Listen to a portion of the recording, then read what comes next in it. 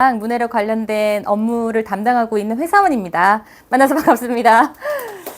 네, 오늘은 이제 제가 문해력 특히 국어 교육에 대한 이야기를 할 건데 설명을 시작하기 전에 국어라고 그러면 뭐라고 생각을 하세요? 우리가 국어 과목, 영어 이러면 머릿속으로 떠오르는 이미지가 있잖아요. 수학 이러면 뭔지 명확하게 머릿속에 딱 이미지가 남잖아요. 근데 국어 이러면 뭐가 남으세요, 머릿속에? 애들은 국어 공부를 뭘 하는 걸까요? 생각해 보신 적 없으시다면 지금 한번 생각해 보시면 박수 선물 드려야 돼. 또 뭐 있을까요? 국어. 뭐라도 말씀하면 선물이 나올 거예요. 네, 국어 이러면 비문학. 너무 굉장히 고도해. 네. 자, 보통 이런 걸 떠올리시죠. 국어라 그러면 고전 문학, 시, 소설 이런 거, 근대시 막 이런 거, 우리 해방기 때나 일제시대 때나 아니면 6.25 전쟁 직후에 막 탄압받고 이랬던 거, 아니면 문법 이런 거 떠올리신단 말이에요. 근데 이제 제가 미리 말씀을 드리자면 국어는 우리가 국어 공부다 그러면 전 과목이라고 생각을 하고 오늘 설명회를 들으셔야 됩니다. 자, 이제 시작을 해볼게요. 앞에 원장님께서도 말씀을 해주셨지만 이제 수능에서 아이들이 국어가 어려워요. 올해는 특히 또 영어가 어려워서 국어를 뛰어넘기는 했지만 해마다 어김없이 이변 없이 늘 국어가 어려워서 대학이 바뀐대. 이런 이야기들이 많이 나옵니다, 매스컴에. 근데 어머님들께서 국어가 당최 뭐가 어렵다는 거야, 이거를 잘 모르시더라고요. 근데 오늘은 애들이 왜 국어가 어려울까를 제가 오늘 한 번만 딱 듣고 가시면 그래서 국어가 어렵구나 라고 아실 수 있게 설명을 해드리겠습니다. 자, 이제 퀴즈, 여기서 상품 퀴즈 하나만 더 나갈게요. 네, 국어는 수능 1교시 봅니다. 이건 알고 계시죠? 첫 시간에 국어를 보는 거예요. 80분입니다. 요거는 모르셨죠? 80분 몇 문제 나올까요?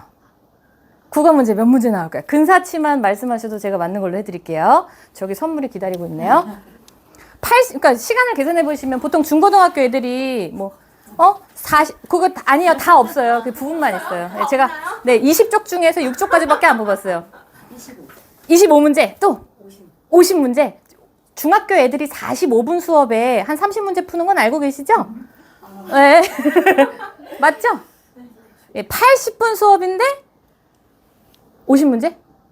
50문제? 25문제. 한 번만 더 한번 들어볼까요? 40문제. 자, 45문제라서 45문제 중간값이라서 우리 하나씩 나눠주세요. 네네. 자, 빠르게 한번 해봤습니다. 45문제가 나옵니다. 45문제의 영역이 아까 우리가 앞에서 말했던 것처럼 여러 가지가 나와요. 우리가 국어 과목이라고 하면 떠올리는 문제들, 가장 보편적으로 이제 문법 문제 있겠죠? 그 다음에 화작이라고 해서 화술과 작문, 그러니까 말하기 쓰기의 영역이 화작이라는 영역이 있습니다. 제가 쉽게 그냥 화법이라고 했어요. 스피치구나, 커뮤니케이션이구나, 요 문항이 있고, 이제 문법 문항이 있고, 어미의 변형이 어떻게 되냐, 영어 문법이랑 비슷하겠죠? 그리고 나머지 두 가지 영역이 문학과 독서입니다. 문학과 독서예요. 공식 명칭이에요. 그럼 문학은 고전, 시, 소설, 얄리얄리, 알랑청 이런 거 나오는 거 있잖아요. 예전 작품, 변치 않는 작품. 그러니까 이전에, 과거의 작품들을 우리가 답습하는 영역은 문학이에요. 그럼 제가 아까 국어가 뭐라고 그랬어요? 국어는 전과목이다가 여기입니다, 여기. 그러니까 여기서 실제로 전과목이라는 게 도대체 무슨 내용이야? 이거를 제가 보여드리기 위해서 프린트를 한 거예요. 읽어보시라는 게 아닙니다. 보여드릴게요. 여기 언어와 매체라고 되어 있는 것이 요겁니다. 문법. 언어가 문법이고 매체는 이제 신문 이런 거예요. 보시면 딱 보니까 문법 문제죠? 문법 문제구나. 그 다음에 요게 매체 문제. 매체를 어머님들 잘 모르시더라고요. 매체 이랬더니 신문을 만들 건데 어쩌고 이런 거 나오는 게 매체 문제예요. 매체는 쉬워요. 언어는 좀 어렵겠죠. 문법이니까. 화작. 최근 콘텐츠 사업을 통해서 이런 시장의 흐름의 하나가 됐는데 이 글에 대한 의견을 보고 누가 틀린 말 했느냐, 맞는 말 했느냐 이런 거. 예측이 되시는 문제들이잖아요. 화작이 제일 쉽습니다. 국어 영역 중에서. 그 다음에 이제 문학이라고 하면 이런 거죠. 작품들 나와가지고 극간놈의 뱃꽃 암 가지고 있으면 어때? 이런 거 이제 막 나오고 말다운표로 막 나오는 것들이 문학이에요. 그런데 국어가 왜 어렵냐? 요거는 학원 다니면 점수 커버가 되고 화작은 우리가 한국말 하면서 사니까 쉬워서 커버가 되고, 문법은 좀 어렵지만 두 바퀴, 세 바퀴 돌려서 대응을 할 수 있습니다. 어차피 법칙이잖아요. 이 다음 게 대응이 안 되는 거예요. 자, 이제 한번 프린트를 펴보실게요. 이제 한번 프린트 펴보시면 거기 국어 영역에 두 번째 장을 한번 넘겨보시면 긴 지문이 하나가 나와 있어요. 두 번째 장 뒷페이지. 그 지문의 과목이 뭘까요? 걔는 도대체 무슨 과목일까요? 네네, 왼쪽에 있는 거, 왼쪽에 있는 거. 지금 왼쪽에 있는 거. 이게 무슨 과목일까요, 도대체? 첫 번째 딱 넘기면 왼쪽에 있는 긴 지문이 하나 나오죠? 그러니까 우리가 국어라고 떠올리는 과목이 아니죠? 무슨 과목인가요? 맞아요. 법과 정치, 경제 지문이 나왔잖아요. 정치 경제 지문이 나왔잖아요. 법, 경제, 정치 지문이. 오른쪽에는 또 무슨 지문이 나왔나요? 다 읽으셔도 돼요. 그냥, 이게 무슨 과목이겠다만 알아맞혀 보세요. 두 번째 질문은 뭐가 나왔죠? 그 오른쪽에. 그렇죠, 거기. 또 뭐가 하나 나오잖아요, 긴 지문이. 밑에 쪽부터 해서 다음 장까지 넘어가 있을 겁니다, 아마. 과학 지문이 하나 나왔나요? 과학 지문이 나왔죠? 네. 긴 지문 박스만 보시면 돼요. 과학 지문 나왔습니다. 그 오른쪽에 또 하나 넘겨보시면 또 지문이 하나 더 있습니다. 아마 요 지문이 나올 텐데 철학 지문이 나와 있습니다. 자, 국어 시험을 우리는 보고 있는데 법, 경제, 정치, 역사, 이런 철학, 그 다음에 물리, 지구과학, 생물 이런 지문이 나와요.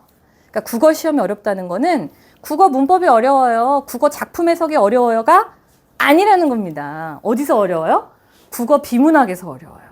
올해 이게 2026 수능 올해 본 아이들의 가장 많은 오답률이 나왔던 문제가 12번 문제였어요. 오답률이 77.7%였습니다. 이 문제를 한번 자세히 보면 두 물질을 접합하여 두 층으로 만든 두 종류의 띠가 있는데 선형 열팽창 기회수의 차이가 두께가 어쩌고 이걸 누가 국어라 그래요. 국어가 아닌 거예요. 그럼 이제 이렇게 생각하실 수 있죠? 과학 시간에 공부를 열심히 하면 국어를 잘하는 거 아니야?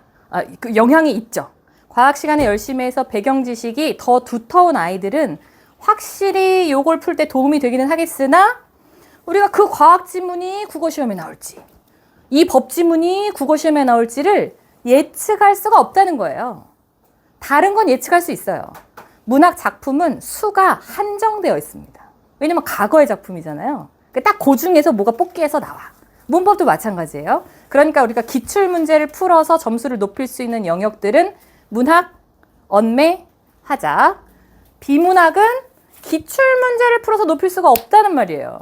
올해 무슨 지문이 나올지 예측할 수가 없으니까. 어떤 과목의 지문이 나올지도 전혀 예측을 할 수가 없어요. 거의 복권 번호를 예측하는 정도의 수준이라고 보시면 됩니다. 대비할 수 없습니다. 그럼 어떻게 해야 되느냐? 전 과목 교과서 영역을 다 꼼꼼히 읽으면서 수업을 받아야 된다는 거죠, 아이들이. 자, 그래서 보시면 여기 보시는 것처럼 해마다 아까 제가 올해 제일 오답률 높은 문제 말씀드렸지만 해마다 오답률이 제일 높은 지문들은 다 비문학 영역에서 나와요. 전 과목 영역에서. 어디에서 나올지 모르니까. 문학이나 문법 같은 것들은 오히려 사실 그렇게 많이 틀리지 않는다라는 거 이슈 하나 말씀드리고요. 두 번째 이슈는 뭐냐면 혹시 사탐런 현상이라고 들어보셨어요? 사탐런? 사회 탐구로 달려간다라는 뜻이에요. 무슨 이 사탐런이란 말이 왜 나왔냐면 원래는 이과 계열을 이공 계열을 진학하는 아이들은 이과 과목을 과학에서 선택해야만 했었어요. 대학 입시 때. 인문 어문 계열, 사회 계열 아이들은 사탐에서 두 과목을 선택하면 됐었어요. 근데 이렇게 하다 보니까 이제 그 이과랑 문과의 유불리가 좀 갈린다 그래서 이걸 폐지했어요. 작년부터. 어떻게 했냐면 이과여도 사회 과목을 선택해도 괜찮아.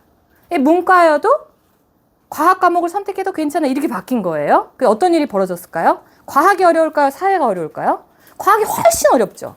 비교할 수 없을 정도로 월등히 어려워요. 그러니까 과학을 선택하는 애들은 최상위권 아이들이 아니면 좋은 그레이드를 받기가 어려운 거예요. 그래서 애들이 문과도 이과도 다 사회 탐구에만 쏠리는 현상이 생겼어요. 작년부터 시작되는데 올해 더 심화됐고 내년에는 더 심화될 예정이에요. 다 사회 탐구만 하는 거예요. 근데 요게 내년까지만 가능해져요. 왜냐하면 2028년도 수능부터는 이 선택 과목을 아예 전부 싹 폐지하고 그냥 이과든 문과든 모두 다 똑같이 통합사회, 통합과학을 보도록 하겠다라고 바뀔 거예요. 지금 자녀분이 몇 학년이세요? 고2 중. 그럼 고2예요? 아, 고2는 그럼 내년에 선택을 할 수 있어. 고2는 할 수 있는데 중2는 안 돼요. 중2는 통합과학을 보게 됩니다. 그럼 이 차이를 제가 말씀을 드릴게요. 지금까지는, 내년까지는 17개의 과목 중에서 2개를 선택합니다. 사회만 선택해도 되고, 과학만 선택해도 되고, 사회과학을 섞어도 돼요. 베이스가 되는 과목은 사회 9과목, 과학 8과목. 총 17과목 중에서 내가 땡기는 거 2개. 내가 잘할 수 있는 거 2개. 내가 전략적으로 유리한 거를 2개만 뽑아요. 나머지 15과목은 어디 갈까요? 드랍. 안 해. 안 읽어도 돼요. 지금 큰 자녀는. 이걸 좋다고 해야 되나 나쁘다고 해야 되나. 대신에 내년 수능 망하면 이제 큰일 나는 거예요. 그 다음에 다 봐야 되니까. 근데 이제 이게 어떻게 개편이 되냐면, 그렇죠. 내년 무조건 대학을 보내셔야 돼요. 그렇죠. 근데 이제 내후년부터는 어떻게 되냐면 요 선택을 했던 게 싹 폐지되고 그냥 사회랑 과학을 전부 다 고1 수준으로 통합으로 모든 과목을 다 보게 돼요. 17개를. 17개를 다 공부해야 된다는 소리입니다. 우리가 읽는 관점에서만 볼게요. 그렇잖아도 잘 안 읽는 애들이 사회랑 과학을 17과목 대비를 고1 수준으로 다 해야 된다는 거예요. 그렇게 되니까 문제도 더 문항수도 늘어나고 배점도 더 쪼개가지고 시간도 더 늘어났어요. 그래서 40분에서 50분으로 늘어나고 막 이렇게 됩니다. 사회랑 과학에서 공부를 해야 될 분량이 어마어마하게 점프를 한다는 거죠. 자, 그런데 아이들이 사회랑 과학을 잘 못하는 이유가 중학교 때 학습을 되게 어려워해요, 실제로. 그 자녀분들 뭐 시험 공부할 때 보시면 뭐 중세나 고대 역사 같은 거 나올 때도 이렇게 중심 내용을 잘 요약하거나 이런 부분들을 못해서 많이 헤매게 됩니다. 자, 그러면 중학교 아이들이 공부를 못하는 이유를 뭘까를 제가 이제 지금부터 설명을 드릴게요. 원래 공부 방법을 익히는 거는 교과서 공부부터 시작해야 돼요. 여긴 이견이 없으시죠? 자, 그런데 교과서를 아이들이 언제부터 볼까요? 교과서를 보는 시기가 언제부터일까요? 초등학교 아이들이 교과서를 요즘에 읽나요? 이제 질문 좀 바꿔볼게요. 어머니께서 국민학교 혹시 다니시는 분 계신가요? 안 계신가요? 아, 내가 나이를 못 가늠하겠다. 다 초등학교세요? 국민학교세요. 반갑습니다. 저도 국민학교인데 하여튼 국민학교에서 초등학교로 넘어가는 그 시절까지만 하더라도 한 90년대 초반까지만 하더라도 교과서를 학교에 두고 다니는 문화가 아직 없을 때예요. 가방을 챙겨서 다녔습니다. 그래서 어머님들이 뭐라고 하셨냐면 책가방 쌌니? 이랬다고요. 책가방 쌌니가 뭐냐면 너 내일 시간표 갖고 와봐. 뭐 이런 거 했단 말이에요. 그럼 이제 뭐 예를 들어 뭐 한 6과목이 있다. 그럼 교과서 6개, 노트 6개, 그 외에 기타 준비물을 가방에 이렇게 병렬로 넣어가지고 이렇게 메고 다니고 그랬죠. 지금은 어떻죠? 교과서가 집에 없죠. 그러니까 영수는 학원에 맡기고 보내놓으셨으니까 죽이 되든 밥이 되든 지지고 볶든 실력을 만들어 주시잖아요. 메이드 된 실력이 있어요, 아이들이 영수는. 근데 나머지 과목은 그냥 사라져 버렸어요. 아예 사라져 버렸어요. 왜냐하면 이 시절에는 교과서를 어떻게 읽었냐면, 자, 오늘이 며칠인가요? 오늘 12일인가요? 그럼 예를 들어서 내가 13번이면 무슨 일이 일어나죠? 내일 13번이 일어나죠. 뭐 하죠? 교과서 읽죠. 선생님이 이렇게 하죠. 오늘 13일이니까 13번 일어나봐 이러잖아요. 그 교과서 읽어라 이러죠. 이렇게 공부 안 하신 분 계세요? 이렇게 아마 하셨을 것 같아요. 그래서 13번이 책을 읽는 동안 선생님은 뭘 하냐면 판서를 하시죠. 13번이 책을 읽는 동안 여기다가 오늘의 뭐 할 거 3대 영양소에 대해서 하면 1, 단백질 다다다다다. 저는 그 소리가 아직도 들리는 듯해요. 그 이렇게 분필로 탁탁탁탁탁 쓰는 소리가. 그래서 지금은 사라진 2가지의 교육. 따라쓰기 요약하기랑 낭독하기 교과서 읽기가 없어졌어요. 이 2가지가 공부의 기본입니다. 공부의 기본이 사라진 6년을 보낸 아이들이 중학교 가서 사회과학을 헤매기 시작하죠. 아예 사라져버렸어요.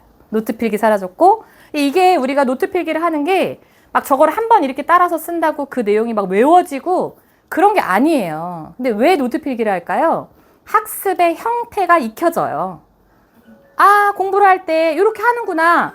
헤드라인 제목 뽑아 쓰고 그 밑에 1, 2, 3 헤드라인 쓰고 개념, 이유, 근거 이런 거를 쓰는 형태를 자연스럽게 익힙니다. 우리는 누가 노트 필기는 이렇게 하는 거야 라고 가르쳐 주지 않았지만 매 시간 그 판서 노트 필기를 했기 때문에 그냥 나중에 이제 중학교 가서 마침 공부할 때가 되면 백지 펴놓고 반 접어서 요약하고 이거 본 다음에 다시 이쪽 반 접은 데다가 안 보고 또 쓰고 이게 요즘에 말하는 아웃풋 노트 훈련이잖아요. 자기 방식으로 표현하는 거.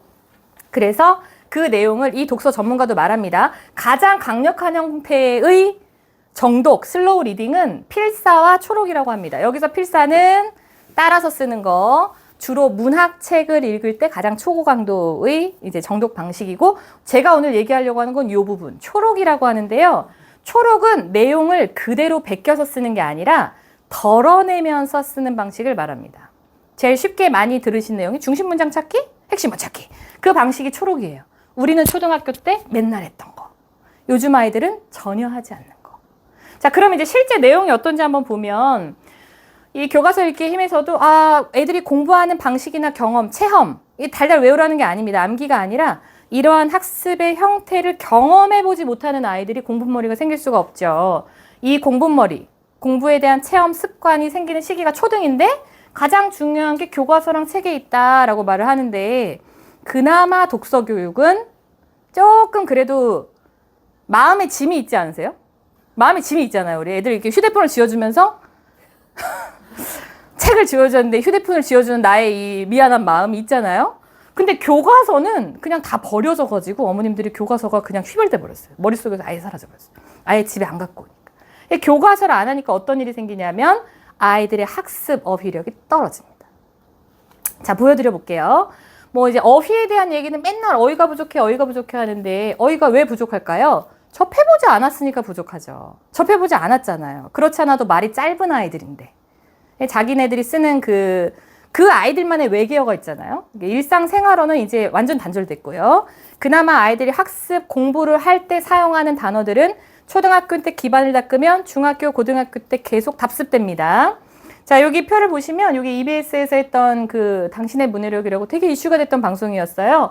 중학교 3학년 아이들의 왜 영수가 아니라 사과가 나오냐고요. 사회과학에서 나오는 개념 어휘들이 굉장히 다양하고 많은데 이게 기반이 안 되다 보니까 자기 학년의 교과서를 스스로 읽을 수 있는 아이들이 9%. 아까 원장님께서 5등급 제에서에서 1%가 몇 프로까지, 1등급이 몇 프로까지라고 하셨냐면 10%까지라고 했습니다. 지금 고교학점제에 다 1등급이 10%까지 들어가요. 그럼 무슨 의미가 될까요? 1등급 10%인 애들만 교과서를 지 스스로 읽을 수 있는 아이들이겠구나 라는 통계가 맞춰지죠. 교과서 읽는 애들이 1등급 받는 거예요. 자, 그러면 제가 이제 단어를 좀 뽑아봤는데 이런 단어들이 초등학교 교과서에 나오는 단어들이에요. 사회 과목일까요? 과학 과목일까요? 국어 과목일까요? 대충 보니까 무슨 과목인 것 같아요? 사회인 것 같죠? 선물이 없어요, 이거는. 네, 사회입니다. 근데 4학년 단어란 말이에요, 이게. 4학년. 네, 4학년 단어인데, 이제 저희 프로그램에서는 4학년 단어 기반으로 해서 조금 심화된 단어까지 넣기는 했지만, 예를 들어서 여가, 이런 거는 몰라요. 여가 활동이라는 말을 아이들은 쓰지 않아요. 남는 시간이라고 하겠죠. 여가, 또, 이제 뭐 이런 경작이나 확충이나 이런 것들도 농어촌 사회에 대해서 배우거든요. 사회 시간에. 농촌 사회의 특징, 뭐 어촌 사회의 특징, 도시 사회의 특징 이런 거를 4학년 때 이미 배우는데 그런데 나오는 단어들이에요. 알 수 없어요. 다 도시 생활만 한 아이들이기 때문에. 배수로도 몰라요. 제가 배수로 물어봤더니 베드로는 알아요 라고 한 아이가 있었어요. 그래서 베드로 아니야 이랬더니 약수와 배수인가? 또 이런 아이들이 있어요. 용수철도 몰라요.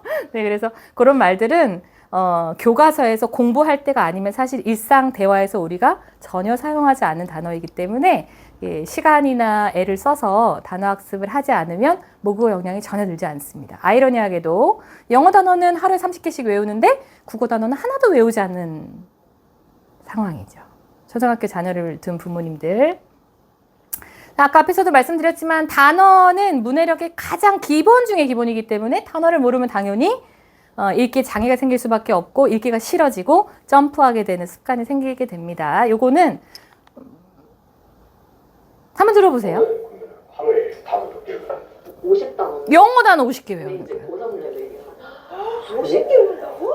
고3 레벨 영어 단어 50개 온다고? 고3 단어 되게 어려운 거 알지? 아니 저거 정말 의미 없는. 또 유명하신 분. 저는 이게 웬만한 뇌용량이 아니면 불가능한 분량이라고 생각을 해요. 이게 이제 외우는 게 뭐냐면 그냥 영단어의 한글 뜻만 계속 외우는 거죠. 학생들 이런 식이에요. 뭐 예를 들어서 좀 어려운 단어 얘기해보면 뭐 호미오스테이시스 이런 단어 외워요. 뭐 호미오스테이시스 이런 단어 외워요. 이건 수학 천재 호미오스테이시스 항상성이래요. 호미오스테이시스 항상성 외워요. 그래서 이제 물어봐요. 야 항상성이 뭐야? 항상성이 뭐야? 호미오스테이시스. 네, 이렇게 돼요. 몰라요? 네. 외우는 그러니까 이 한글 단어도 이렇게 외워요. 저는 중학교 1학년 때 아직도 기억이 나는 게 어렸을 때 첫 경험은 다 되게 기억이 오래 남잖아요. 되게 쇼킹했던 단어가 있었어요. cynical이라는 단어였어요. cynical. 근데 뜻이 냉소적인으로 나와 있는 거예요. 냉소적인도 몰라. 중학교 1학년. 당연히 모르죠. 뭐 을씨년스럽다, 뭐 냉소적인 이런 하나도 모르겠는 거예요. 그냥 외웠어요. 왜냐면 시험이 시니컬 하면 그 냉소적인 쓰면 그걸 맞았다 그러니까. 지금 이것도 호메오스테이시스 하면 항상성 쓰면 맞았다 그러니까. 아니면 항상성이 영어로 뭐야? 그럼 호메오스테이시스만 쓰면 맞았다 그러니까. 그러니까 이거는 죽은 단어인 거예요. 이런 식으로 단어를 외우면, 특히나 모국어를 이렇게 외우면 전혀 학습 향상에 도움이 안 돼요. 그럼 이제 여기서 제가 중요한 한 가지 포인트를 더 말씀을 드릴게요. 지금은 단어 학습을 한다는 걸 어떤 관점에서 이해하셔야 되냐면 그 단어를 그 상황에 뱉을 수 있어야지 그게 내 단어인 거예요. 어머님들은 보통 어떻게 이해하시냐면 이렇게 읽었을 때 어떤 단어가 막힘없이 읽혀지면 아는 단어라고 생각하시거든요. 우린 다 그렇게 생각하죠. 근데 지금은 아까 원장님 말씀하신 것처럼 수행평가 비중이 너무 높아졌기 때문에 요 상황과 정보를 표현하기 위해서 내가 그 단어를 끌어다 쓸 수 있어야 되는 거예요. 수립하다, 뭐 수렴하다, 뭐 차관하다, 뭐 이런 단어들을 평소 안 쓰잖아, 아이들이. 그럼 그 단어를 못 쓰면 글의 질이, 표현의 질이 훅 낮아지죠. 없어 보이죠. 그런 고급 단어를 쓸 수 있어야 되는데 그게 메타인지가 되느냐 잘 안 되죠. 그래서 저희는 어떤 시스템을 쓰냐면 초성을 주고 이 뜻에 대한 단어를 떠올리는 자극을 줍니다. 우리 한번 같이 해볼게요. 시옷 이응인데 개인의 이익이라는 의미를 가진 단어가 떠오르시는 분 빨리. 수준이 높으세요. 엊그저께 했던 학원에선 답이 안 나와서 헤매있어요. 그럼 자, 이 단어는 내가 읽었을 때 이해하는 단어, 또 내가 이 상황에서 써먹을 수 있는 단어입니다. 확실히 아는 단어. 잘하셨어요. 지읒, 비읍인데 법률에 맞음 또는 알맞은 법. 이것도 아마 잘 하실 것 같아요. 적법, 준법. 훌륭하십니다. 아유, 선물 더 있으면 더 주세요. 맞아요. 그럼 이 단어, 내가 아는 단어, 또 내가 그 상황에 쓸 수 있는 단어. 우리 왜 그러잖아요. 조금 표현력이 부족하신 분들, 그거 있잖아. 그거 뭐라고 하더라. 그거 막 이렇게 하는 분들은 이제 어휘력이 조금 아쉬우시는 분입니다. 자, 그런데 이 단어는 생각보다 아는 단어인데 자주 안 써요. 이 단어는 이제 정답률이 또 행복 또 저 이제 흥분 있었어요. 흥분 활발 비슷한 답이 나왔습니다. 이 단어는 활보라는 단어거든요. 근데 다 비슷하게 하셨어요. 왜냐하면 우리가 힘차고 당당한다는 거에서 활기를 떠올렸기 때문에 활이 떠오른 거예요. 이게 어휘 추론이죠. 그러니까 내가 기존에 알고 있던 배경 지식을 조합해서 추론이 나오는 게 가장 이상적인 학습 방식이에요. 그런데 우리가 종이로 하는 단어 학습은 이 방식을 구현하기가 어렵습니다. 왜냐하면 단어 뜻을 이렇게 같이 병렬로 써놓고 옆에 똑같은 거 빈칸 채우기 문제를 넣어놓잖아요. 이렇게 수동적인 학습 되거든요. 자, 그래서 요거 활보인데, 자, 근데 이제 대망의 아무도 못 맞추는 단어. 아무도 못 맞춰요. 근데 이 단어를 알고 계세요. 여기 다 아시는 단어예요. 공공기관이 법적 권한을 행사함. 그리고 최근에 작년 12월 3일 이후에 이 단어가 되게 뉴스에 많이 나왔어요. 12.3만이요. 근데 이 사진 찍어드리고 싶어. 어머님들 지금 되게 골똘히 생각하고 계세요. 자, 봐봐 이렇게 하면서. 지금 이 느낌이 학습이 이루어지고 있는 느낌이에요. 전두엽이 자고 있다가 갑자기 막 깨어났어. 그거 뭐지? 요거를 아이들도 이렇게 해야 돼요. 근데 아이들도 이렇게 주문해요. 자, 이거는 발동입니다. 박수 한번 주세요.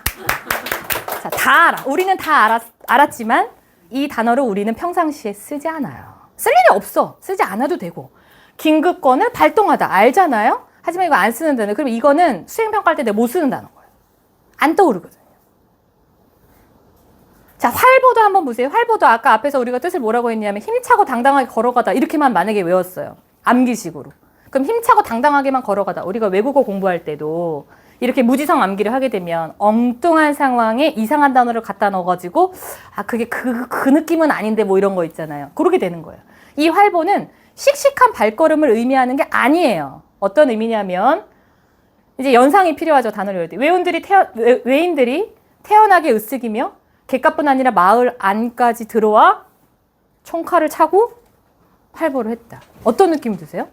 굉장히 위협적이고 무례하고 폭력적인 상황이 막 연상이 되시죠? 그럴 때 쓰는 게 활보라는 거예요. 그냥 아무 때나 씩씩하게 건다고 와, 너 활보하는구나 라고 쓰면 안 되는 단어인 거예요. 근데 우리는 이렇게 아이들을 교육시키지 않은 채로 9년을 보내요. 초등학교, 중학교 9년 전부 다. 그러니 고등학교 아이들이 가재 이름을 랍스터 이루고 앉아있는 겁니다. 자, 또 있습니다. 또 보세요. 자, 이번에는 앞에서 우리가 이제 학습을 했잖아요. 활보. 힘차고 당당한 행동하거나 제멋대로 행동하는 행동. 정답이 뭐였죠? 활보. 이게 문제집으로 했으면 이렇게 나왔겠죠. 1. 활보. 2. 발동. 그럼 1번 활보는 이렇게 있겠죠. 그렇게 하지 않습니다. 지문에서 이 해당되는 단어를 찾으면 또 전두엽이 한번 발동하죠. 자, 활보 어딨어? 활보 어딨어? 활보 어딨어? 활보 어딨어? 했더니 만일 누군가가 묵지 않은 개를 데리고 공원을 활보, 비매너네. 요렇게 되는 겁니다.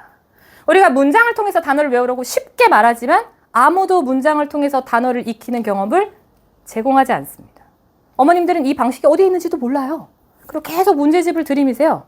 이러한 부분들을 이제 기만나 똑똑한 영어에서 하시려고 하시는 거고, 그래서 이제 앞으로 하고자 하는 교육의 가장 제1원칙은 아이들이 학습에 필요한 단어를 충분히 학습하고자 하는 초등 교과서 국사가 0이 하나 빠졌어요. 18,000개. 국사가 어휘 18,000개. 그 다음에 수능 비문학 심화어휘까지 해서 이렇게 투 트랙으로 쭉 연결되게 학습을 꼼꼼히 하자라는 게 1목표이고요. 아까 해보셨던 그 사익, 활보, 발동 이런 것들은 이제 중1부터는 이 방식으로 합니다. 초등학교 아이들은 아직 그렇게까지 떠올릴 수 있는 단어 베이스가 없죠. 없는 게 당연하죠. 뭐 이제 처음 교과서 읽어볼 테니까. 그래서 그렇게 해서 초등학교 때는 이렇게 단어를 제시해주고 이제 거기 두 번째 거 보시면 그 단어 박스 있는 거 보이시죠? 그게 초등과정이에요. 이제 단어가 한 과목에 9개씩 교과서 단어가 등장할 건데 100% 교과서 단어로만. 그래서 단어의 뜻 알고 있니 모르고 있니 체크해서 한번 써보고 그 다음에 예문에서 어떤 단어가 적절하게 들어가야 될까 해보고 네, 이렇게 해서 하루에 저희가 2과목 지문식을 줄 거기 때문에 그러면 국사가 단어 몇 개 들어가는 거예요. 18개씩 들어가죠. 일주일에 3번. 그러면 우리가 뭐 내용 개념까지 바라지 않아. 단어만이라도 제발 한번 봐라. 거기에만도 굉장히 많은 베이스가 깔리겠죠. 그게 경험이라는 겁니다. 그렇게 하고 이제 중고등으로 넘어갈 수 있게 되었고요. 또 하나 이제 매국어 학습, 디마나에서 앞으로 할 매국어 학습의 가장 중요한 포인트는 모든 단어에 다 거기도 지금 보이시죠? 한자 병기를 같이 해요. 그 한자를 외우라는 게 아니에요. 그 한자에 음과 훈이 있다는 걸 알아야 돼요. 우리가 과거에 1930년대, 40년대에는 모든 사람들이 다 식자층에서 한자를 쓰고 읽었습니다. 근데 이제 50년대 전쟁 넘어가면서부터는 쓰는 사람이 줄어들기 시작하죠. 그래서 아이고 그때도 똑같았어. 아유 요즘 시대는 어떻게 한자도 못 써 이랬어. 읽기만 했어요. 근데 이제 한자가 신문에서 사라지기 시작해요. 읽지도 못해. 읽지도 못해 한자를. 또 이제 기성세대들이 또 그 당시에 젊은 세대들을 50년대 태생들이 이제 70년대를 보고 아이고 읽지도 못해 이랬어요. 지금은 어떻게 해요? 한글을 보고도 의미를 몰라요. 천자를 보고도 하늘인지 몰라요. 이렇게 되면 이제 어휘 추론이 안 돼. 그러니까 시대에 따라서 기준은 계속 달라지더라도 우리는 한자권의 영향을 받은 언어를 쓰고 있기 때문에 그 의미를 계속 노출해 주게끔 되어 있습니다. 이런 것도 하나 장점이고요. 자, 그리고 두 번째는 이제 영역별 배경지식 할 때 어머님들께서 다양한 책을 읽히면 되겠구나라고 생각을 하지만 사실 책은 학습적인 요소가 일부 있고 그렇지 않은 요소가 더 많죠. 학창 시절에 우리 무슨 책 읽으셨어요? 저는 여명의 눈동자 되게 재밌게 읽었고 그 약간 역사 소설이긴 하지만 그거 사실 로맨스잖아요. 거기 둘이 막 사랑하는 내용 나오고 그러잖아요. 연애 소설, 추리 소설, 뭐 고전 소설 이런 것들은 다 이야기, 스토리 위주로 올라가는 것이지 우리가 아이들한테 좋은 배경 지식을 넣어주기 위해서 문학책만 읽힌다? 결이 조금 다릅니다. 교과서를 읽혀야 되겠죠. 배경 지식을 넣으려면. 근데 교과서가 읽기가 쉬운가요? 안 쉽죠. 그래서 초등학교 3학년부터 6학년까지 사회과학의 단원별 정리를 제가 목차를 정리해봤는데 보시면 6학년 교과 커리큘럼이 우리나라의 정치 발전, 근대 민주주의의 발전. 우리는 80년대를 살았기 때문에 80년대 역사가 교과서에 들어오지 않았어요. 지금 아이들은 2020년 살고 있기 때문에 80년대의 과거 역사를 배웁니다. 민주화운동, 뭐 6월 항쟁, 뭐 5.18 광주 이런 것들을 다 배워요. 아까 원장님 말씀하셨던 이제 쿠데타 일으켰던 대통령이라든지 뭐 부정선거도 다 나옵니다. 그런 것들을 아이들이 여기서 배우는데 굉장히 재미없고 읽기 싫고 이 아이들이 이걸 다 대충 해요. 시험도 어차피 안 보는데 뭐. 근데 요거는 바로 그 다음에 중학교 1학년 올라가면 그대로 나오죠. 그대로 나와요. 그럼 생각을 해보세요. 초등학교 때 나왔던 내용이 이거 지금 물화생지도 마찬가지입니다. 지구와 달의 운동, 기체, 식물의 구조와 기능, 빛깔 이것도 전부 다 중고등학교 때 다 반복되는 내용들이에요. 내용은 개념은 똑같지만 중학교 가면 내용이 조금 더 살이 붙고 고등학교 내용은 좀 더 심화되겠죠? 바뀌지 않는 건 뭘까요? 이 과목에서 사용된 어휘는 바뀌지 않습니다. 내용은 얕아요. 중심 내용만 넣더라도 여기서 등장했던 단어들은 중학교 때 다시 반복, 고등학교 때 다시 반복. 그러니까 단어를 언제 해야 돼요? 초등학교 때 해야 되는 거예요. 근데 이 단어를 안 하고 넘어가죠. 교과서를 안 읽으니까요. 지금 5학년 것도 보시면 국토와 우리 생활. 국토의 영역은 어디까지인가? 중학교 2학년 사회교과서에 그대로 나옵니다. 제가 보여드릴게요. 이런 것들도 다 나오는 이야기들이죠. 자, 한번 보시죠. 3학년부터 교과서가 분과가 되는데 애들이 배우는 내용이 우습지 않습니다. 굉장히 다 중요한 개념 내용들이고 아이들이 해야 되는 내용인데 아이들이 교과서를 읽지 않는다라는 증거를 보여드릴게요. 이 공부머리 독서법이라는 최승필 저자의 책에는 어떤 에피소드들이 나오냐면 사교육에 물든 헛똑똑이들의 에피소드가 나옵니다. 그 중에 하나 뭐가 나오냐면 중학교 2학년 대치동 키즈가 선생님한테 와서 질문을 해요. 선생님, 저 이거 사회 공부하는데 잘 모르겠어요. 여기를 이제 와서 책을 딱 펴고 질문을 한다는 내용이 이 책에 나옵니다. 첫 질문이 주권이 뭐예요? 라고 물었다는 거예요. 이 교과서 페이지를 펴서 물어보면서. 주권이 뭘까요? 주권이 뭔지 여기 나와 있어요. 국가의 영역은 그 나라의 주권이 미치는 지리적 범위, 즉, 그럼 이 국어관에 가서 즉은 앞의 내용을 다시 반복하는 거야. 이런 거 우리가 배워야 하지 않은 건가요? 읽으면 알아야 되죠, 사실. 문맥상. 즉, 국민이 그 나라 주인으로서의 권리를 행사할 수 있는 그 나라 주인으로서의 권리, 주권. 이거를 어디까지 아이들한테 설명을 해줘야 할까요? 굉장히 어려운 문제인 거예요. 자, 이런 식으로 주권을 몰라서 주권을 설명해주고 영역이 뭔지 몰라서 영역을 설명해주고 단어 설명을 하다가 30분을 허비했다. 이런 얘기가 나옵니다.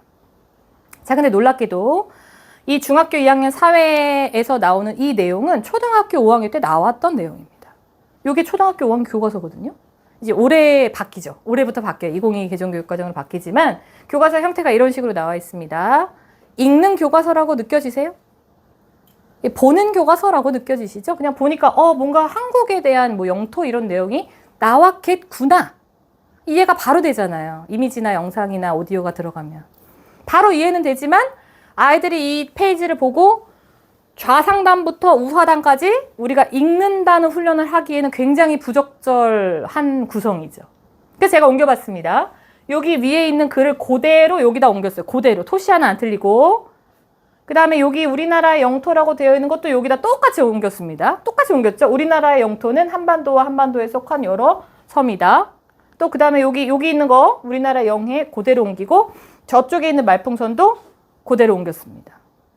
자, 다 이어붙였어요. 기웠죠, 제가 글씨를. 기웠더니 이렇게 문장이 완성이 됐고 아까 이쪽이 제가 보여드렸던 중학교 2학년 교과서, 이쪽은 초등학교 5학년 교과서. 싱크를 한번 보세요. 기본 개념이에요. 똑같죠. 완전 똑같습니다. 그럼 초등학교 때 이거를 읽어봤던 아이들은 주권이 뭔지, 영토, 영해, 영공이 우리나라의 국토를 의미하는구나라는 기본 개념을 최소한 읽어보고 갔겠죠. 안 읽어보고 간다는 거예요. 교과서를 읽을 수 일단 첫 번째는 교과서가 없고 두 번째는 교과서의 형태가 보는 형태이기 때문에 자, 그럼 이제 우리는 어떻게 해야 될까요? 읽혀야 되죠. 여기 이제 영상 하나 보시고 제가 마무리하겠습니다. 굉장히 유명하신 사실 분. 국어 영역은 제시문을 읽고 그 제시문이 나한테 입력되는 양이 얼마인가가 굉장히 중요한 포인트예요. 문제 분석이나 스킬이 중요한 게 아니야. 문제 푸는데 급급해서. 왜 문제도 괜찮거든. 그러니까 내가 자꾸 스킬을 노리고 문제를 먼저 읽어서 정보를 찾는 연습을 하게 돼. 근데 그러면 늦어. 국어는 솔직하게 얘기하면 제시문을 읽을 때 90%를 입력해서 다시 제시문으로 돌아가지 않고 문제를 읽는 사람이 제일 잘하는 사람이야. 선생님 그러기엔 제시문이 너무 긴데요? 그걸 어떻게 읽으면서 머리에 입력을 해요? 그럼 잘하는 사람들은 그걸 입력해서 다시 제시문 찾아가지 않고 풀어요? 네, 실제로 그럽니다. 그런 네, 실제로 그래요.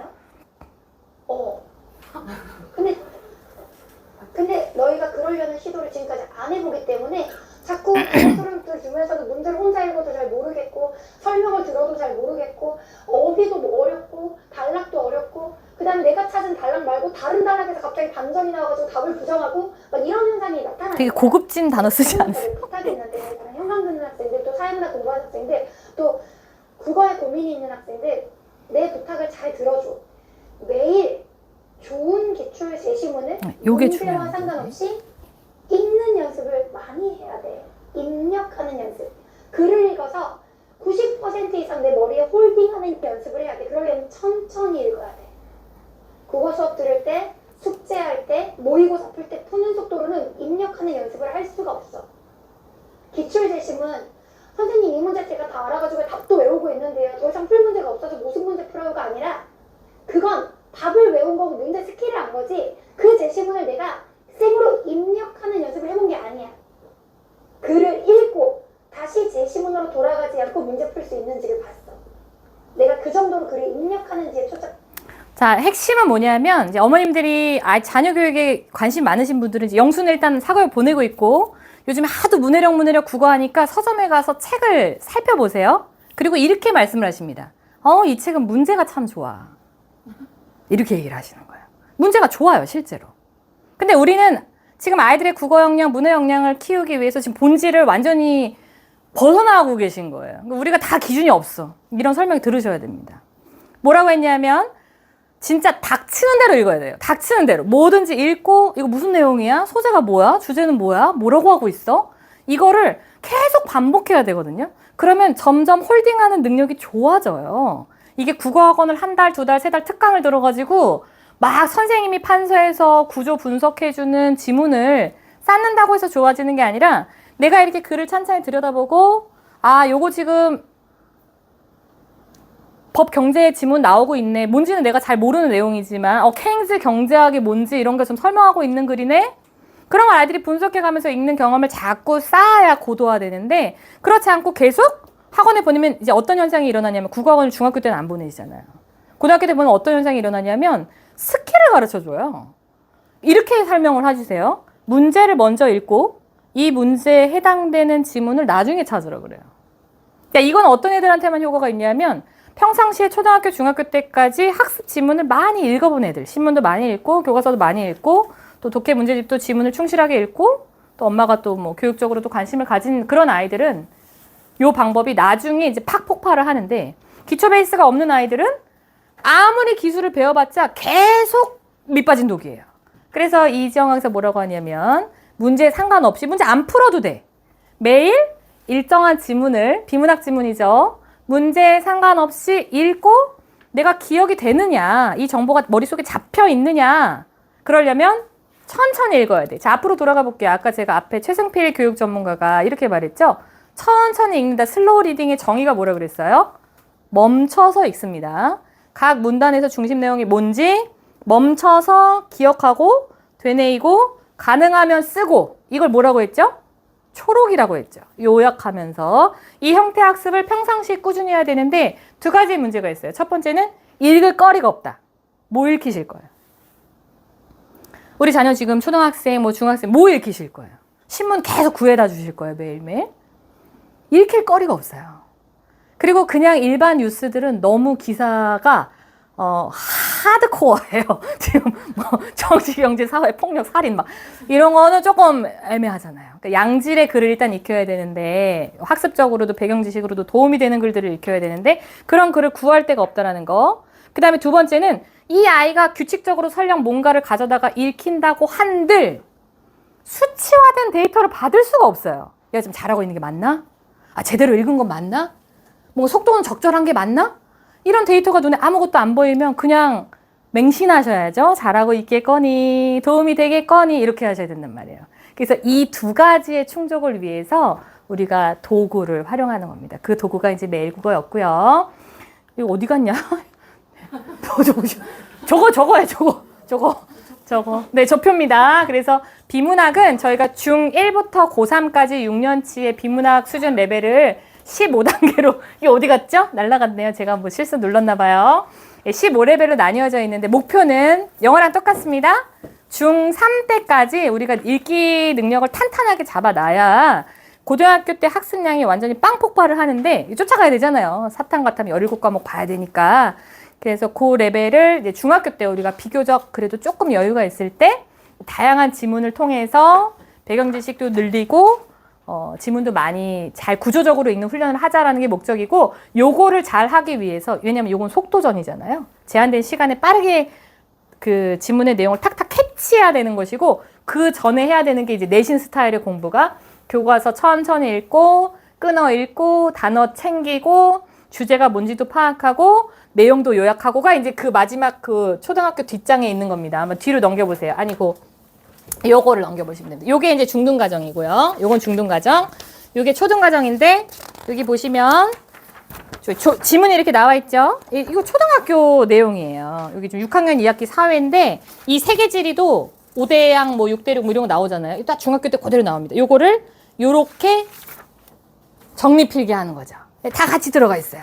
그러니까 온라인으로 뭔가 학습을 먼저 한다는 것에 대한 부정적인 생각을, 막연한 부정적인 생각을 조금 내려놓으시고, 온라인으로 하는 건 우리 아이가 능동적으로 혼자 데이터를 수집할 수 있는 단계를 먼저 하는 것이고, 그 과정이 있어야지 오프라인 수업을 또 할 수가 있거든요. 그래서 이렇게 해서 이제 초록에 대한 체계적인 훈련을 하고 이제 영역 지문, 수능 지문으로 넘어갑니다. 자, 그럼 마지막. 이제 아이가 일주일에 최소한 3번 이상 이런 비문학 지문을 다양하게, 제가 지문 거기 수록해드렸어요. 뒤에 중등부 넘겨보시면 다양한 지문이 나옵니다. 인문, 사회, 과학, 기술, 예술, 문학. 구조화한다라는 건 뭐냐? 중심이 되는 내용들을 빠르게 캐치하고 기억을 하는 능력인데, 요거를 하면 이제 수행평가가 좋아집니다. 아까 원장님께서 영어 수행평가 말씀해 주셨는데 제가 다른 수행평가도 한번 보여드려 볼게요. 1학년 2학기 사회수행평가 작년도 거예요. 2024년도. 정치생활과 민주주의. 아까 어디 나왔었죠? 초등학교 6학년 나왔잖아요. 그대로 나오잖아요. 필수 작성 내용은 민주정치의 발전 과정 시대별로 작성한다. 아테네 민주정치. 요건 아까 초등 때는 없었는데 추가됐네요. 근대 민주정치, 현대 민주정치. 80년대 이후의 민주정치 말하는 겁니다. 어디 나왔죠?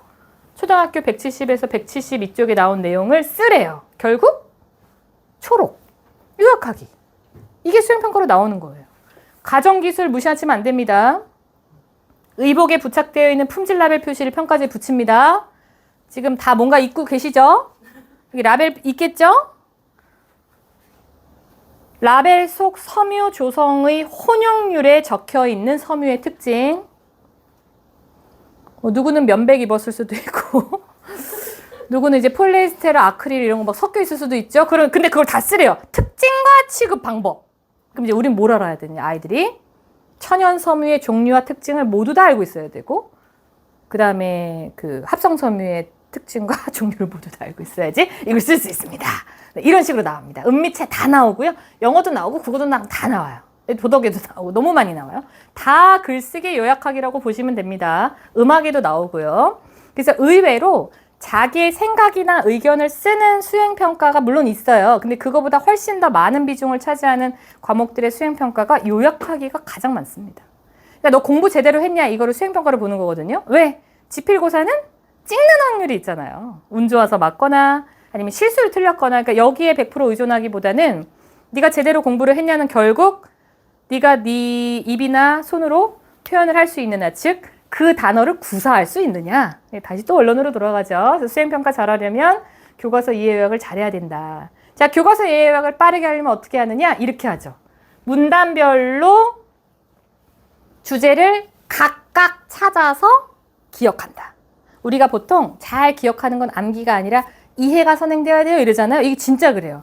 이해를 하면 기억이 남아요. 기억을 못하면 이해를 못한 겁니다. 그렇게 이해하시면 됩니다. 문단별로 주제를 요 내용이구나. 이 문단은 요 내용이구나. 이렇게 한번 읽습니다. 또 읽습니다. 회독. 공부의 기본 회독. 중요한 단어를 더 뽑아냅니다. 키워드만 뽑아내서 이제 우리가 이렇게 그 말뚝 박듯이 머릿속에 탁탁 그 이정표를 세우는 거예요. 1문단에 요 키워드, 2문단에 요 키워드, 3문단에 요 키워드. 이렇게 하면 전체 내용이 매핑이 되면서 머릿속에 이렇게 쫙 지도처럼 펼쳐집니다.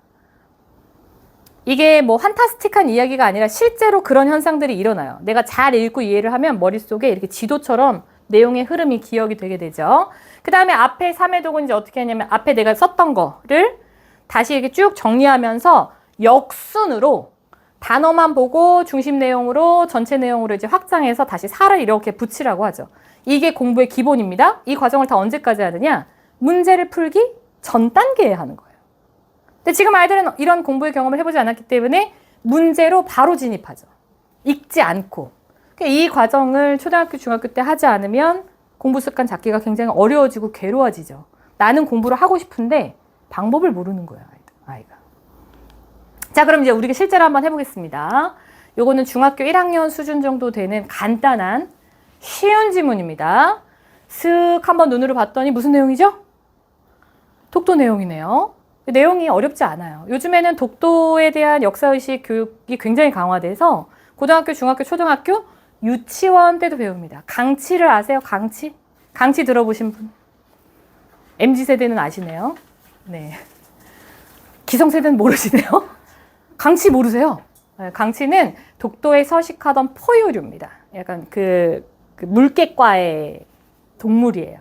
근데 일제시대 때 그 외놈들이 다 포획해서 잡아가서 멸종돼 버렸어요. 지금 독도에 안 살아요. 그래서 저는 독도 여행을 2번 가봤는데 독도 가면 강치 거리가 있습니다. 강치 벽화도 그려있고 막 이래요. 자, 어쨌든 아이들은 그렇게 독도의 역사를 체계적으로 어릴 때부터 배웁니다. 그래서 되게 친근한 내용들이에요. 근데 쭉 읽어봤더니 독도의 내용인 건 알겠네. 제가 이렇게 한번 쭉 읽어보고 자, 이 글의 주제를 한 줄로 요약해서 말씀하실 수 있는 분 이렇게 질문을 드리면 어머님들이 제 눈을 다 피하시고 시킬까봐 그리고 이제 마음속으로 이렇게 생각하고 계시죠. 독도는 우리 땅. 다 그럽니다, 다. 네, 틀린 건 아닌데 그건 우리가 다 훈련이 안 돼 있기 때문에 그래요. 이제 앞에서 제가 말씀드렸던 방식. 우리가 공부 어떻게 한다 그랬죠? 그냥 쓱 읽고 문제 풀면 안 되고 다시 차근차근 뜯어가면서 내용을 입력하면서 홀딩하는 연습해야 된다 그랬잖아요. 그 방법이 1문단의 중심 내용이 뭐더라? 2문단, 3문단 중심 내용 뭐더라? 한번 체크하고 거기서 더 줄여. 1문단의 핵심어가 뭐더라? 그럼 이제 3번 읽잖아요. 그럼 머릿속에 매핑이 돼요. 한번 해볼게요. 자, 1문단의 중심이 되는 문장은 일본이 독도의 소유권을 자꾸 주장하는 문제가 있다라는 문제 제기를 하는 것이 가장 핵심입니다.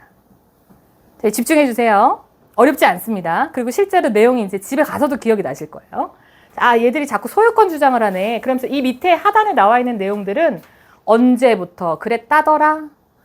예전에는 안 그랬는데 이제 교과서에 막 넣기 시작하다더라. 이 망할 놈들 막 이런 내용이 막 나와요. 1문단에서는. 주제는 요겁니다. 그리고 거기에 하위 내용들이 붙어 있죠. 2문단은 아니 도대체 이렇게 자꾸 지네 땅이라고 우기려고 하는 속셈이 뭐야 도대체. 뭐 얻어갈 게 있으니까 그럴 거 아니겠습니까? 그러면서 2문단에는 독도의 가치가 굉장히 크다라고 중심 문장이 나오면서 하위 메뉴가 많이 나옵니다. 가스 하이드레이트가 굉장히 많이 매장되어 있고 원유 매장의 가능성도 제기되고 있고 또 지리적인 위치에 관측이나 해양 관측에 시설을 세우기에도 굉장히 좋은 포지션이고 또 뭐 이런 군사적으로도 필요한 지역이고 또 영토적인 문제에서도 영토가 확장되는 뭐 이런 지금 막 대여섯 가지가 쫙 나와 있잖아요. 이제 공부 못하는 애들은 어떻게 하냐? 첫 번째 읽을 때 여기에 동그라미를 치기 시작해요. 이렇게. 전부 다. 나온 새 기억이 하나도 안 나. 그러니까 우리 뭘 해야 되냐면 기둥을 세워야 된다고, 기둥을. 이 문단은 독도의 여러 가지 가치를 이렇게 쭉 나열하고 있구나만 세우는 거예요. 그리고 나중에 거기에 이제 살들을 이렇게 붙여가는 게 기본적으로 독해 역량이 항상 가장 필요한 조건이에요. 저는 이 설명회를 많이 들으셨으면 좋겠어요. 매일 국어를 하든 안 하든. 자, 이렇게 하셔야 됩니다. 그럼 마지막 3문단은 뭐냐면 이러한 만행에 우리가 가만히 넉놓고 있을 것이냐 안 되잖아요. 뭘 해요? What to do? 우리 땅인 근거를 제대로 알아야 됩니다. 우리 세대가 역사 공부를 제일 안 했어. 독도를 아무도 몰라요. 부모님들이. 독도 역사에 대해서 알고 있는 거 말씀해 보세요. 그럼 다 이제 또 눈 또 막 피하시고 그래요. 자, 우리 땅의 근거를 잘 아셔야 됩니다. 조선시대 언제고 뭐 막 나오죠. 신라 이사부 막 이런 거 나와요. 애들은 다 배우는데 우리는 못 배웠어요. 자, 그다음에 국제사회 널리 알려야 된다. 그럼 요걸 보시면 뭘 아실 수 있냐면 이렇게 쭉 보시면 역사적 그 내용들은 다 나오거든요. 언제부터 누가 뭐 했다가 다 나오는데 여기서 딱 끊겨. 그럼 이제 이 뒤에 뭐가 지금 빠져 있다는 걸 알 수 있어요. 요게 아직 안 나왔죠. 아, 그럼 뒤에는 무슨 내용이 나올 것인가? 국제사회에 알려야 된다는 내용이 나오겠구나를 추론할 수 있어요. 그러니까 추론이 별게 아니에요. 잘 읽으면 유추할 수 있는 거예요. 우리가 상식적인 머리를 가졌다면. 자, 중심 문장 찾았습니다. 핵심어 찾아볼게요. 아직 안 끝났어요. 문제 들어가면 안 돼요. 1문단의 핵심 키워드는 거짓 주장, 소유권 거짓 주장. 여긴 소유권이란 말이 안 나와 있지만 지식이 고도화되고 배경 지식이 많아지고 독해의 경험이 늘어날수록 대체할 수 있는 대체어들이 더 많아집니다. 이거는 뭐 어떻게 공식이 있는 게 아니라서 읽다 보면 이제 더 고급화된 단어들로 계속 변경이 되죠. 그게 왜냐면 더 기억하기 쉬우니까. 소유권 주장이라는 게 제일 쉽잖아요. 애들이 이제 모르니까 그대로 외우겠죠. 두 번째 문단은 독도를 자꾸 차지하려고 하는 까닭, 이유, 원인, 근거 다 유사어들이에요. 어떤 단어도 괜찮습니다. 내가 편한 단어로 기억하면 되고. 마지막은 일본의 만행에 어떻게 할 것인가, how to do, 대응, 대안, 방안 뭐 이런 것들 나오겠죠. 회사 들어가서 기획서 쓰는 거랑 똑같습니다. 현상화 분석, 문제 제기, 대응 방안 이렇게 나오거든요. 스토리가. 자, 다 끝났어요. 자, 이 지문을 독도는 우리 땅 말고 한 문장으로 제가 축약해 보겠습니다. 이 글이 뭐야? 뭐 읽어서 너? 오늘 읽은 글에 대해서 얘기해봐. 짧게. 일본이 독도를 자기네 땅이라고 거짓 주장하는 까닭과 대응 방안. 끝났죠. 그게 핵심이죠. 어머님들이 계속 저한테 와서 물어보시죠. 우리 애가 책을 되게 많이 읽었는데 주제를 못 찾아요. 정답은 뭘까요? 회독을 안 해서. 거듭하여 읽기가 부족한 것이 주제를 못 찾는 가장 큰 원인입니다. 물론 정도에 따라서, 문해력의 정도에 따라서 조금 더 더딘 아이들도 있고 조금 더 센스가 좋은 아이들도 있지만 그 엉덩이 힘이라고 하는 것이 결국 지그시 천천히 기억하면서 분석하면서 읽으면 결국 그 핵심 정수가 되는 단어들이 머리에 남게 되거든요. 그게 주제가 되는 거예요. 그럼 이제 거꾸로 거기에 살을 붙이는 거죠. 거짓 주장을 언제부터 했더라? 그래서 왜 그런지 이유가 뭐가 나왔더라? 대응 방안은 몇 가지가 제시대가 됐더라? 역사 공부 열심히 하라 그랬지? 국제사회에 널리 알리라 그랬지? 이러면 이 내용이 머릿속으로 쫙 매핑이 되죠. 이 과정을 우리는 매일 하고자 하는 것입니다. 가능하면 매일, 매일이 안 되면 일주일에 3번, 3번도 안 되면 2번, 그것도 안 되면 학원에서 내가 한 번이라도 봐주겠다가 우리 김한나 수업의 모델링이고요. 여기도 한번 보시고 집에서 아이들이 꾸준히 읽을 수 있도록 한다면 문해력이 안 늘 수가 없죠. 공부를 못할 수가 없습니다. 이 방법으로 하면요. 정리를 하자면 일단 문해력 하는데 이렇게 뜬구름 잡듯이 문해력 하시면 안 되고 계속 그 서점 가셔서 문제가 좋네를 사오시면 안 되는 거예요. 문제가 좋네는 고등학교 때 하시면 되는 거고 이 어휘력, 특히 학습에 쓰임이 있는 학습 어휘들은 교과서를 통하지 않으면 배울 수가 없습니다. 왜냐하면 특히 초등학교의 독서 교육은 문학 이야기 교육으로 많이 흘러가기 때문에 그래요. 그게 나쁘다는 게 아니에요. 문학 이야기 독서는 아이의 창의력, 상상력, 가정하는 거, 소통 능력, 남을 이해하는 배려심 이런데 EQ적인 성향을 확장하고 사고력을 키우는데 훨씬 더 좋은 영향을 끼칩니다. 우리가 공부하고 분석하고 구조적으로 읽고 단어를 기억하고 쓰임을 익히고 이런 것들은 다 교과서로부터 시작이 돼야 된다는 거를 오늘 시간을 통해서 다시 한번 상기하시면 정말 좋을 것 같고요. 그 다음에 무엇보다 아이들이 문제를 풀지 말고 다양한 지문들을 진짜 닥치는 대로 읽어야 돼요. 폭력적인 지문을 제외하고 모두 다. 인문, 사회, 과학, 기술, 예술, 문화 전부 다입니다. 그래서 편도 없이 다양한 영역에서 아이들이 지문을 읽을 수 있는 방법을 사실상 구하시기 어렵기 때문에 매일 국어를 하시라는 거예요.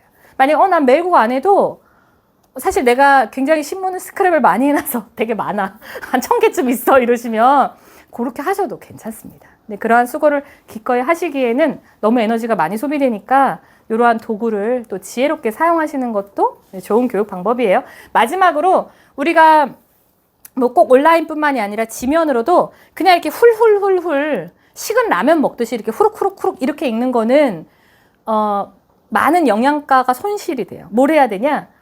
추려서, 제가 아까 추린다고 말씀을 드렸잖아요. 긴 지문을 거기서 뭐가 이렇게 핵심이 되는지 탁 낚아채서 그것을 요약 노트, 거기 요약 노트 한 거 잘 보여드렸어요. 초등도 보여드렸고 중등은 조금 더 간단하게 핵심어 위주로 이러한 초록 훈련을 정기적으로 할 수 있는 시간을 제공할 수 있는 곳이 또 역시 사교육밖에 없습니다. 그래서 이러한 부분들이 제가 설명을 참 많이 하는데요. 국어학원만 가는 게 아니고 엊그저께 수학학원도 가고 영어학원도 가고 영수학원도 가고 과학학원도 가면 결국은 모든 과목이 다 문해력이 문제인 거예요. 스스로 못 읽으니까. 스스로 못 읽고 조금만 어려워도 선생님 저 몰라요. 조금만 뭐 막혀도 챗GPT 틀고 유튜브 물어보고 질문이 어떤 것까지 올라오냐면 개념 플러스 유형 수학 문제 37쪽에 있는 문제 해답 좀 알려주세요. 그럼 답이 올라와요. 누군가 그 답을 막 달아줘. 왜 달아주는지 모르겠어요. 그래서 능동적인 자기주도 학습의 습관을 형성해가는 단계가 교과서로부터 시작해서 수능 비문학 영역으로 확장되어가는 이 독해 트랙을 잘 구현해 드릴 수 있는 좋은 도구입니다. 그래서 꼭 한번 체험해 보시고 진단평가도 해보시고 또 우리 김하나 원장님 믿고 아이들에게 영어 수학뿐만 아니라 이런 문해력 교육도 충분한 경험을 쌓아주시는 계기가 되었으면 좋겠습니다. 긴 시간 동안 감사합니다.